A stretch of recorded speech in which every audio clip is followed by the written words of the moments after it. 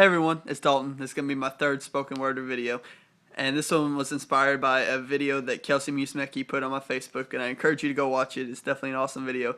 But what this one is about how we sit in church and we tend to think about what's after church or what we're going to do or what are we going to eat or who's playing football way more than we do about the preacher preaching or the praise and worship team singing or the Holy Spirit moving. And it's also about people who are overseas who don't have food to eat, or people who are here that don't have food to eat even, or people that are just living without God, and we're way more blessed than them, but we're not appreciative of it, and we're not using God's blessings or our purpose, and we're not ministering to all those people that really need God. And it's about how we just really aren't appreciative, because we're not, and that's everyone's problem. Like, everyone in America pretty much struggles with it. But anyways, I'm going to go ahead and start this. As we sit in the front row, just viewing, more worried about what she's wearing than what Jesus is doing, we tend to ignore the Holy Spirit moving. Because we focus on talking or a baby crying way more than we do about people who are outside sinfully dying.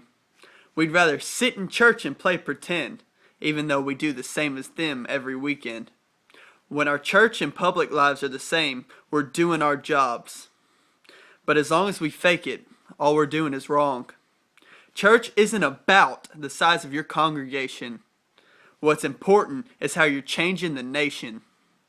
Jesus didn't die so we could lay in sin. He even told us that we do better things than Him. The facts are, we tell God what we need. But we're more blessed than anyone, and we've got too much to eat. As other countries cry out while they starve.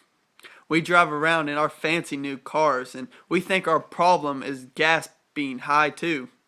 But we can't even recognize all our blessings, and that's the truth. So the next time you're in church, sleeping in the pew, and as you daydream about after church what you'll do, or as you quit paying attention and check Facebook's news, think of why perfection died for you. And when you think of what can I do, just know your purpose was a reason He was sent to death. And if you're not living for Him, then you're just breathing to death.